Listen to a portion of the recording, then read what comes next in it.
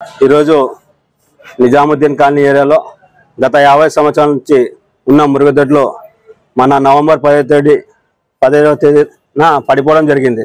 దాన్ని ఉద్దేశించే ఇక్కడ ఉన్నటువంటి మా ఏరియా అక్కచెల అందరితో కలిసి ఈరోజు మున్సిపల్ కమిషనర్ గారికి లెటర్ ఇవ్వడం జరిగింది. మన కౌన్సిల్లో కూడా మనం మురుగుదొడ్లు కావాలని చెప్పి కూడా ఒక లెటర్ ఇచ్చినాం. ఆల్రెడీ వాళ్ళు కూడా చేపిస్తామని చెప్తున్నారు. అయినా మా ఏరియా ప్రజలతో అందరితో కలిసి కూడా ఒకసారి కలిసి ఇస్తే బాగుంటుందనే ఉద్దేశంతో ఈరోజు కమిషనర్ గారితో రావడం జరిగింది. ఆయన కూడా మాట్లాడి సొంతంగా కట్టించుకుంటే బాగుంటుంది కదా, మీకే బాగుంటుందని చెప్పి ఆయన చెప్పారు. ఆ సొంతంగా ఏదైనా ఉన్నా కూడా ప్రభుత్వం నుంచి ఏదైనా డబ్బులు వస్తే, ఫ్రీ డబ్బులు వస్తే వాళ్ళు కూడా సొంతం డబ్బులు కట్టించుకోవడానికి సిద్ధంగా ఉన్నారు. దాంతోపాటు ఏరియాలో దాదాపు 2000 మంది జనాభా, 3000 మంది ఉన్న జనాభా అది నిజాముద్దీన్ కాలనీ ఏరియా. అందులో గతంలో ఉన్నటువంటి 50 సంవత్సరాల నుంచి మురుగుదొడ్లు అవి ఖచ్చితంగా మురుగుదొడ్లు కట్టాలని చెప్పి ఈరోజు ఇక్కడ రావడం జరిగింది. కమిషనర్ గారికి వచ్చి ఇంత పత్రం జరిగింది. నిజాముద్దీన్ కాలనీలో డ్రైనేజ్ గాలం అది పెట్టినారు. ఇది స్వచ్ఛ ఆంధ్రప్రదేశ్ లో పెడతామని చెప్పి కమిషనర్ గారు మన చెప్పడం జరిగింది.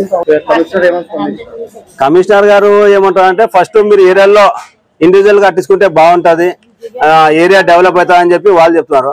కరెక్టే, లేని వాళ్ళకి చాలా ఇబ్బంది అవుతుంది. కాబట్టి గవర్నమెంట్ నుంచి ఏదైనా ఫ్రీ డబ్బులు వస్తే వాళ్ళు కూడా కట్టించుకుంటారు. మా ఏరియాలో 50 రూపాయలకి 100 రూపాయలు పని చేసుకో బతకడం చాలా మంది ఉన్నారు.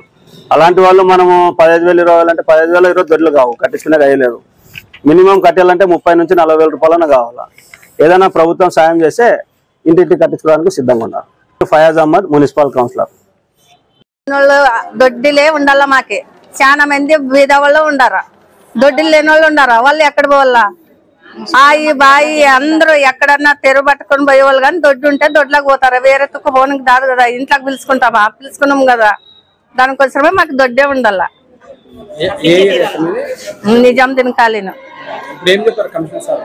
చెప్పినాడు, దొడ్డు చేస్తాను నిదానము, మాకు మీ దొడ్డీలు కట్టుకునండి అని చెప్పినాడు. ఈసారి కడ్డీ లేకుంటే ధర్నా చేస్తాం ఇంకా ఖచ్చితము. పద్మ, అదే జనకాలీను. బాత్రూమ్ లేవు సార్, ఆడోళ్ళు పోవాలంటే దోవు పోవాలా. ఇప్పుడు బాత్రూమ్ పడిపోయింది. పాయం పిల్లలు దోవు పని కంపెనీకి అయ్యలేదు. మాకు చాలా ఇబ్బంది ఉండదు. ఇందులో నా ఆడపిల్లల్ని ఒక్కొక్కరు కంపెనీకి వస్తుంది. ఈ రే పని లైన్లో ఉండాలి అడగాని, బాత్రూములకు పోయినా గానీ మాకు చాలా ఇబ్బంది ఉండదు సార్.